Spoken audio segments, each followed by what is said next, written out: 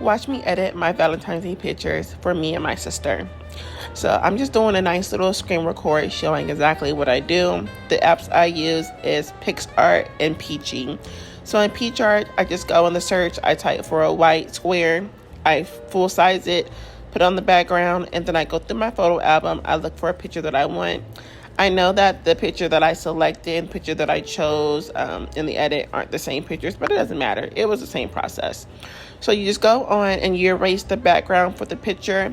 For some reason, I struggled so bad that I had to keep zooming in, and it kept like erasing some parts and coloring on some parts, but we got it worked out. Basically, you can just pinch it and zoom in. Because I'm on my phone.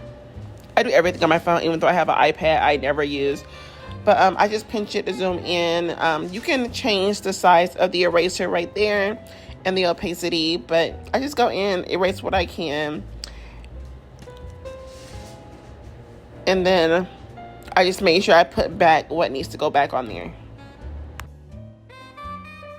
And make sure when you're doing this, you lock your layers. If you don't lock your layers, you're going to get so irritated because your things are going to start moving around.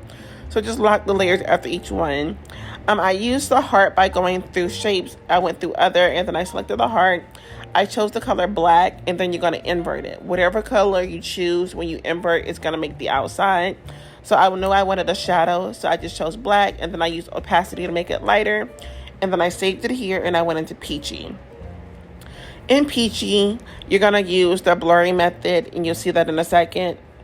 You're going to go in and use the blurring effect, and then you're going to erase the inside of the heart to where you're not blurred, and then you're going to use vignette, whatever it is, to make the outside darker, and then you're going to use something, whatever it's called, you'll see it, to make it more greeny, and then that's how you got that picture. For my sister's picture, this one was more complex because I had to actually crop someone else out their background. And I'm going to show you how I did that. So I already had the picture saved. I just had her picture saved also. And because her picture was so dark, I did have to lighten it up a little bit. The picture that I'm doing right now is just a rush job. This isn't how the final picture looks. I did that already. But this is the same process. I just made it lighter. I went back into PixArt and I chose the background. I end up cropping her body out because, of course, you want to make sure that I only got that portion.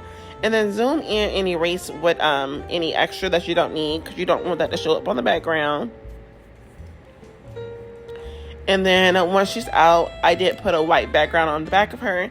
And I had to make her smaller because I knew that I wanted a background behind her. This picture I found on Google. So if you know this girl, so I said, thank you. Yes, I stole your picture, but it went for a good cause. I ended up just using the crop, and then I chose background to crop her out of it. And then you'll see that I'm just using layers to add it behind my sister. I did use, I think, 3 layers of each one because for some reason the top left side of the balloons got a little ashy and looked weird. And I kind of hated how it looked. And then I was trying to fill in the white spots behind her. So you'll see that I'm just like copying, making duplicates, erasing what I don't need, and then putting it behind her as a layer, and then setting the layer. And the left side, I did do a full right side. I cut it, I erased it, and then I flipped it and moved it over to the right to make the balloons darker. So, and this is the only thing I did on this part the entire time. Just crop, erase, flip.